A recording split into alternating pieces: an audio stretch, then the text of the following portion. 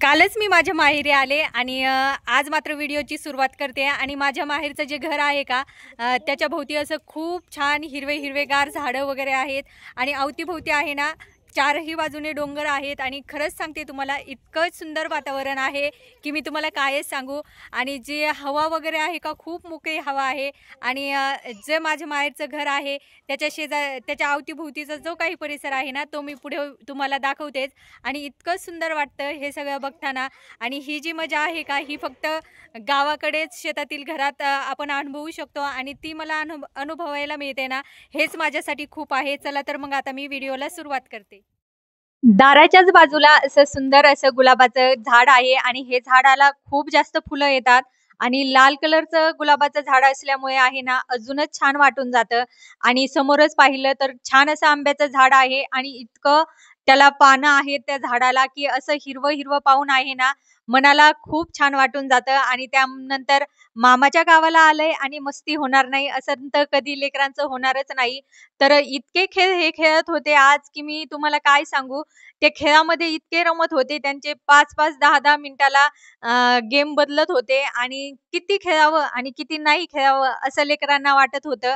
आणि लेकरं देखील यामुळे खूप खुश होतात। मामाच्या घरी जाण्याचा आनंद इतका जास्त होऊन जातो लेकरांचा की अक्षरशः त्यांना आदल्या दिवशी झोप देखील येत नव्हती की उद्या आपल्याला मामाच्या गावाला जायचंय म्हणून। आणि छान असं ते ओट्यावरती खेळत होते आणि वातावरण इतकं छान असल्यामुळं मुलांना देखील छान वाटून जातं। आपल्या घरी कसं असतं मोजक्या वेळेत आपण बाहेर पडतो, मोजक्या वेळेतच मुलांना घरी यावं लागतं। तसं मामाच्या गावाला आल्याच्या नंतर आहे ना शेतात घर असल्यामुळं इकडे तिकडे पळा, परत मामांच्या मुलांसोबत खेळा, या सगळ्या गोष्टीचा आनंद खरंच खूप वेगळा होऊन जातो। आणि त्यांच्या चेहऱ्यावरचा आनंद पाहून आहे ना मला देखील खूपच छान वाटत होतं। त्यानंतर आहे ना बाजूलाच अशी काही आंब्याच्या झाडाची रोपटी आहेत आणि मुलांचं काही खेळणं कमीच होत नव्हतं, अजिबात थकत नव्हते ते इथे। त्यानंतर आहे ना गोल गोल खेळून झाल्याच्या नंतर मात्र ते इथे खो खो खेळायला लागले आणि खो खो खेळण्यासाठी इतके प्लेयर लागतात, पण इथे आहे ना हे दोघात आणि चौघामध्ये असं छान खेळत होते। आणि ते खेळणं पाहून आहे ना खरंच मला देखील माझ्या मामाच्या गावाची आठवण येत होती।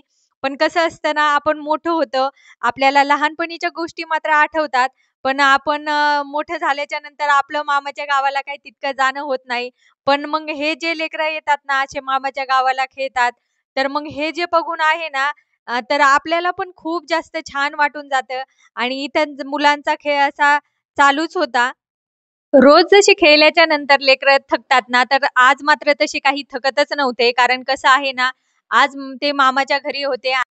बाजूलाच असं छान असं जास्वंदीचं झाड आहे आणि त्याची फुलं इतके मोठी झालेली आहेत आणि ती दिसायला पण तितकीच छान दिसत होती। आणि हे सगळं पाहून आहे ना आपल्याला देखील इतकं छान वाटून जातं। मुलांचे सगळे खेळ खेळून झाले आणि फुगडीचा खेळ मात्र खूप छान रंगला। आणि हे सगळे खेळून आता मुलं मात्र थकलेली होती आणि त्यांना भूक देखील लागलेली होती। तर 5 वाजलेले होते, आभाळ पण खूप छान भरलेलं होतं, हलका हलका पाऊस इथे थेंब थेंब पडत होते। आणि मग आम्हाला चहा बिस्किट खाण्याची इच्छा झाली। तर मग सगळ्या मुलांना मी ते छान बिस्किट आणि चहा देऊन घेतला। आणि हे सगळं बघत असताना तसं तर एरवी चहा बिस्किट खाण्याची काही इच्छा होत नाही, पण माहेरी आल्याच्या नंतर आहे ना या सगळ्या गोष्टीकडे आपलं आपोआपच लक्ष जातं।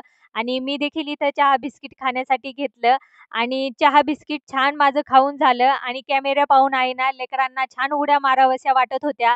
नंतर मात्र खेळ संपून गेले आणि मग मुलांनी सायकल वगैरे काढल्या आणि सायकलवर ते खेळायला लागले। बाजूलाच त्यांचं नवीन घराचं काम देखील चालू आहे आणि पुढच्या वर्षी आहे ना तर या घरातले व्हिडिओ आपल्याला बघायला मिळतील। आणि आता काम जवळ पूर्णच होत आलेलं आहे, स्लॅब वगैरे पडलेला आहे, छान असा ट्रॅक्टर दारामध्ये लावलेला आहे। तर मुलांनी याचा देखील छान असा आनंद घेतला, ट्रॅक्टर वरती बसले, जरा वेळ छान इथे खेळले। या सगळ्या गोष्टींचा अनुभव मात्र आपल्या घरी घेता येत नाही आणि शेतात घर असल्यामुळं असे सगळे ट्रॅक्टर वगैरे त्यांचे नेहमी दारामध्ये लागलेले असतात ना, तर मुलांना याचं खूप जास्त कौतुक वाटत असतं. आणि इथं त्यांचा रामू कुत्रा बसलेला आहे आणि इतकं छान तो घराचं रक्षण करतो, की दिवसा देखील तो इकडं-तिकडं सारखं बघत असतो आणि त्यांच्या घराचं रक्षण करत असतो. शेतामध्ये घर असतं ना, तर असे कुत्रा वगैरे वगैरे सगळे पाळत असतात इकडे. आणि त्यानंतर मामाच्या गावाला आलंय आणि दिवाळी साजरी झाली नाही लेकरांची असं तर कधी होऊच शकत नाही.